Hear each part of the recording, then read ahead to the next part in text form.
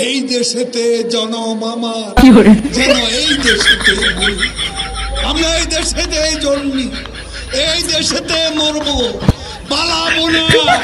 কোথায় পালাবো?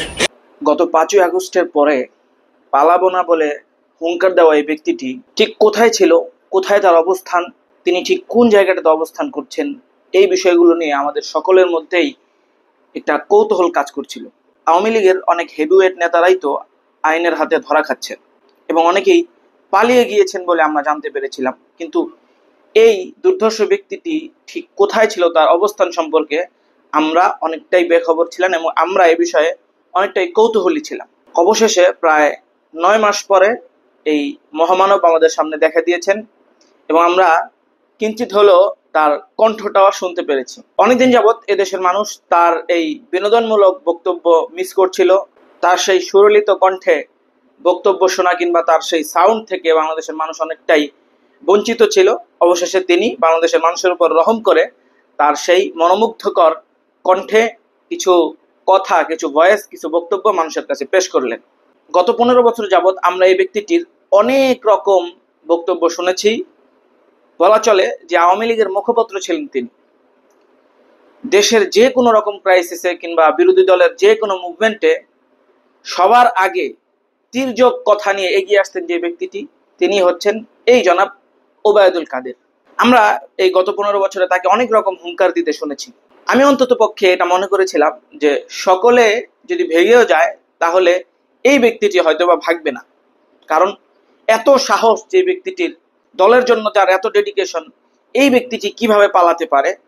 কোনোভাবেই সম্ভব নয় যে ওবায়দুল কাদের সাহেব পালিয়ে যাবেন। কিন্তু আমরা লক্ষ্য করেছি যে 5ই আগস্টের 2 দিন আগে থেকেই জনাব ওবায়দুল কাদেরের খবর পাওয়া যাচ্ছিল না। আমাদের অনেকের মনে থাকার কথা যে আগস্ট মাসের 3 তারিখ একটি সংবাদ সম্মেলন করেছিল আওয়ামী লীগ। সেই সংবাদ সম্মেলনে যিনি সঞ্চালক ছিলেন তিনি হচ্ছে জাহাঙ্গীর কবির নানক, কিন্তু ওবায়দুল কাদের সাহেবকে আমরা সেই সংবাদ সম্মেলনটিতেও দেখিনি। অর্থাৎ 5ই আগস্টের 2 দিন আগে থেকেই তিনি গা ঢাকা দিয়েছিলেন। সেই হিসেবে অনেকেই মনে করছিলেন উনি হয়তোবা দেশে নেই, অনেক আগেই পালিয়ে গেছেন, কিংবা এই সরকার যে পতন হবে এই বিষয়টি আজ করতে পেরে উনি আগেই পালিয়ে গেছেন। আবার অনেকেই বলছিলেন তিনি হয়তোবা যশোর ক্যান্টনমেন্টে রয়েছেন, কেউ বলেছিলেন যে উনি ঢাকাতেই রয়েছেন। এমন নানান রকম কথা, জল্পনা কল্পনা এই ব্যক্তিটিকে নিয়ে ছিল। কিন্তু অবশেষে আমরা নিশ্চিত হয়েছি তিনি দেশে নেই। এই মহামানব আমাদের দেশ ত্যাগ করেছেন। কোথায় আছে সেটা এখনো জানা যায়নি। তবে ভারতের এক সাংবাদিকের কাছে গতকালকে তিনি অনেক বড় লম্বা একটা সাক্ষাৎকার দিয়েছেন, কিভাবে তিনি দেশ ত্যাগ করলেন এবং সেই ঐতিহাসিক 5ই আগস্টের দিন তার অবস্থানটি ঠিক কোথায় ছিল, এসব বিষয় নিয়ে তিনি বিস্তারিত আলোচনা করেছেন। তিনি যে এতদিন পরে সঠিক কোনো বার্তা নিয়ে আসবেন না এটাই স্বাভাবিক। তিনি ভুলভাল এবং ষড়যন্ত্রমূলক কিছু কথাবার্তা নিয়ে জাতির সামনে উপস্থিত হবেন, এটা তো আমরা জানি। কিন্তু তার সেই বক্তব্যের চুম্বকাংশ হচ্ছে তিনি 5 ঘন্টা বাথরুমে লুকিয়েছিলেন তার স্ত্রী সহকারে। ছাত্র জনতা সেখান থেকে গিয়ে তাকে টেনে বের করে, এই কথাটি তিনি তার বক্তব্যের মধ্যে বলেছেন। মানে চিন্তা করা যায় যে এত বড় একটা হুঙ্কার দেওয়া একটা হেভিওয়েট নেতা কিনা সাধারণ জনগণের ভয়ে বাথরুমে লুকিয়েছিলেন। এ বিষয়টি হাস্যকর মনে হলো এটির মধ্যে অনেক বড় একটা শিক্ষা পরবর্তীতে যারা এই রাষ্ট্র পরিচালনার দায়িত্বে আসবে তাদের জন্য রয়েছে।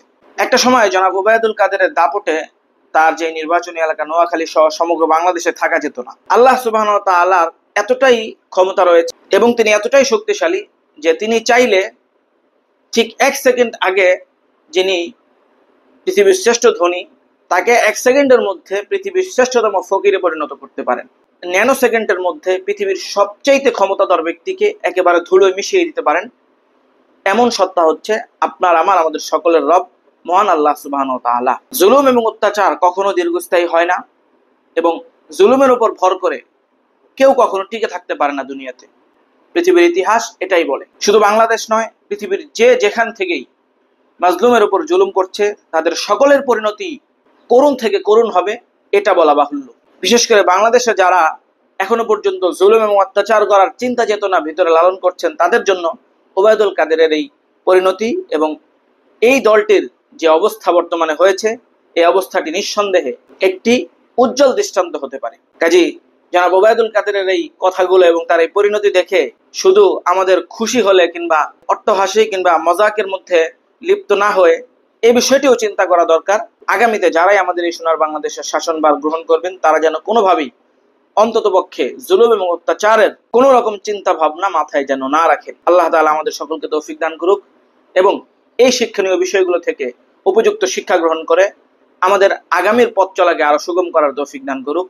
আমিন ইয়া রাব্বাল আলামিন।